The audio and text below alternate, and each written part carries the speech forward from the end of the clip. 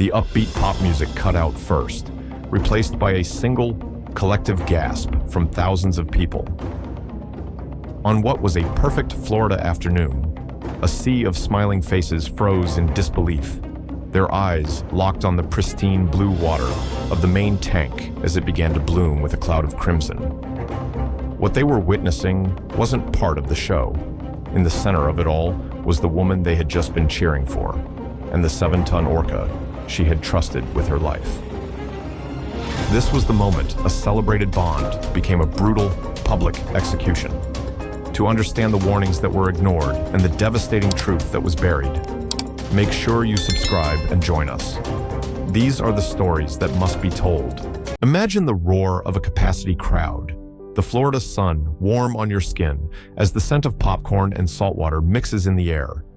Imagine the creature beside you, a 14,000-pound colossus of muscle and intelligence, responding to your slightest gesture.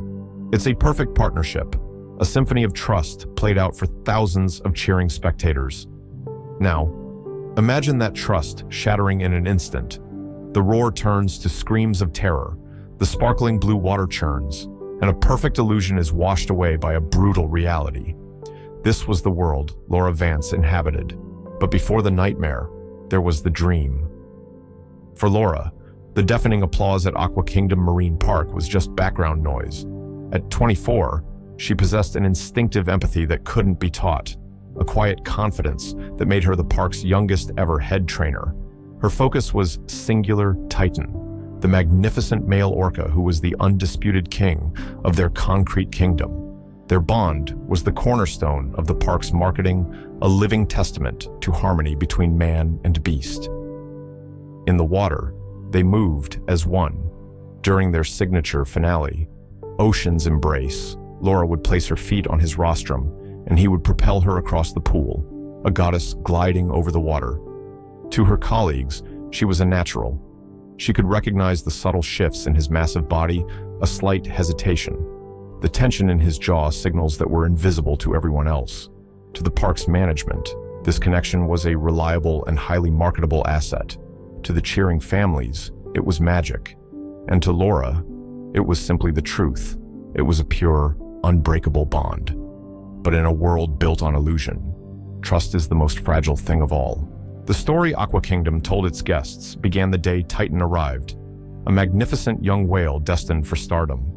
But Titan's real story began 2 decades earlier in the cold, turbulent waters off the coast of Iceland, amidst the roar of boat engines and the tightening grip of a capture net.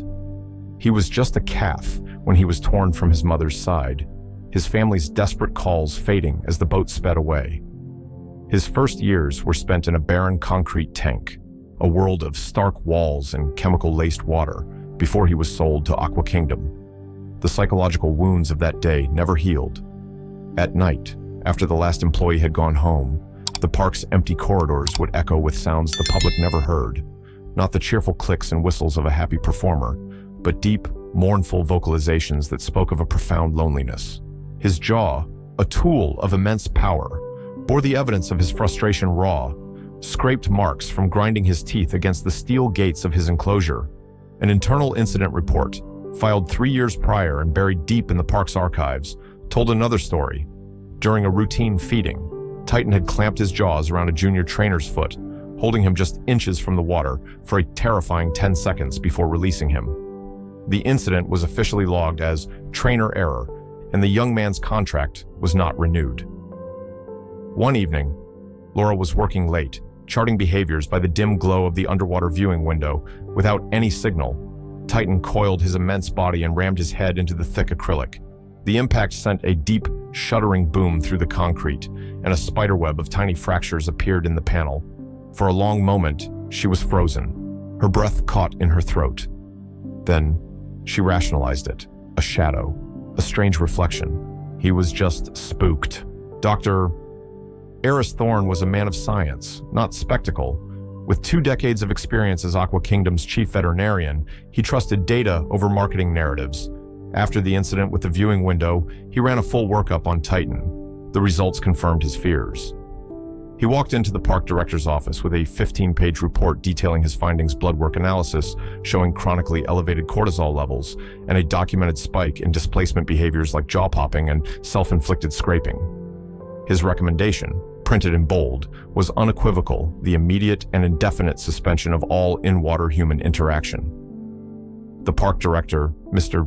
Davies, listened with practiced patience, thanked Thorne for his diligence, and filed the report away. A week later, an anonymous internal email was forwarded to a local journalist.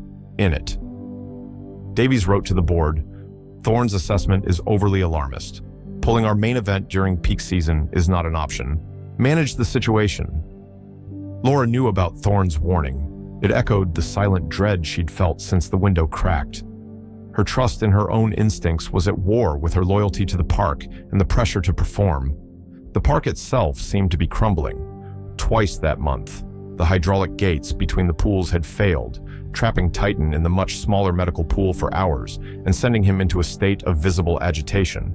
With the annual Summer Spectacular media event just days away, Davies called Laura into his office. He didn't mention Thorne's report. Instead, he spoke of her unique talent, of her irreplaceable bond with Titan, and of how the park was counting on her. She heard the words leave her own mouth, a quiet confirmation that went against every instinct screaming inside her. "Yes," she said, "we'll be ready." The speakers at AquaKingdom's main stadium blasted upbeat pop music that vibrated through the concrete stands. It was a perfect Florida afternoon, a sea of smiling faces illuminated by the bright sun. The air smelled of sunscreen and cotton candy. Children, clutching plush Titan toys, pointed with wild excitement as the show began. But for Laura Vance, standing on the platform, the noise was a suffocating wave of sound, and every smile she flashed to the stadium felt like a lie. From the very first cue, something was wrong. Titan ignored her signal for a tail splash, instead sinking slightly lower in the water. He was a fraction of a second late on a high breach, landing with a heavy, awkward splash that lacked his usual grace. To the audience, it was an imperceptible flaw. To Laura, it was a blaring alarm. She could feel a rigid tension in his body, a coiled energy that was not part of their choreography. Her own body responded in kind, her stomach tightening into a cold knot. She seamlessly improvised, covering his hesitation with extra flourishes and commands, her voice remaining impossibly cheerful through the headset microphone. She skipped a complex series of synchronized spins, hoping to end the show early, but there was no escaping the finale. The announcer's voice boomed, "And now, for the moment you've all been waiting for, Laura and Titan will perform their world-famous act of breathtaking trust. The ocean's embrace." The crowd roared its approval. Laura took a deep, calming breath, her heart pounding against her ribs. She gave Titan the final signal. She turned her back to him, positioning herself for the final launch. And in that moment of vulnerability, it happened. There was no gentle lift from below. There was only a bone-splintering pressure as 14,000 pounds of force clamped around Laura's torso. The air was driven from her lungs in a silent gasp, her world exploding into pain and the shocking cold of the water. Titan dragged her down, deep into the blue-tiled abyss of the main pool. Her world became a disorienting blur of churning water and her own panicked bubbles. The cheerful music from the surface was now a dull, distorted thumping, and the roar of the crowd had morphed into a muted, underwater wave of panic. On the platform, her colleagues moved in a frantic, rehearsed emergency drill that was utterly useless.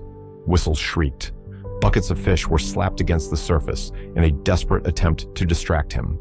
Titan ignored it all. He dragged her back to the air, not to release her, but to thrash her side to side with a violence that was terrifyingly methodical. Then he pulled her under again, ramming her against the unforgiving concrete wall of the tank. A rescue team deployed a heavy emergency net, but he tore through it as if it were thread. And then, the clear, chlorinated blue of the pool began to change. A soft, blooming cloud of crimson unfurled from her body, a horrifying stain against the bright afternoon sun. As suddenly as it began, it was over. Titan released her. Her limp form floated to the surface, face down in the now pink water. The music had long since died. Now, the screams also faded, replaced by a vast, horrified silence that was heavier and more terrible than any noise as her colleagues finally pulled her from the water. Before Laura's body had even been taken from the park, AquaKingdom's public relations team was in motion. A press release was issued within the hour, describing her death as a deeply tragic and unforeseeable accident. It praised her passion, subtly framing her as a hero who understood and accepted the inherent risks of working with wild animals. But the official investigation by the Occupational Safety and Health Administration, or OSHA, painted a starkly different picture. Dr. Thorne's buried report became Exhibit A. The damning email chain from Mr. Davies, leaked to the press, became a headline. Testimonies from other trainers, now free from the fear of reprisal, detailed the failing equipment and the culture of ignoring safety concerns for the sake of the show. But the most powerful testimony came from Laura herself. While clearing out her locker, a colleague found her personal journal. The final entry, dated the night before her death, was a heart-wrenching confession that sealed the park's fate. It read, "Eris is right. Something is wrong with Titan. They're pushing him, pushing me. If something happens tomorrow, please don't blame him. He's a victim in this, too." The journal entry went viral. Public outrage was swift and overwhelming. Faced with lawsuits and protests, AquaKingdom's ticket sales evaporated. Within a year, the park filed for bankruptcy, its gates closing for the last time. Titan was quietly relocated to a secluded marine sanctuary, living out his days in a larger, quieter prison, never to perform again. Her death served as a brutal reminder of the true cost of captivity, leaving one haunting question in its echo of silence. How much is our entertainment really worth?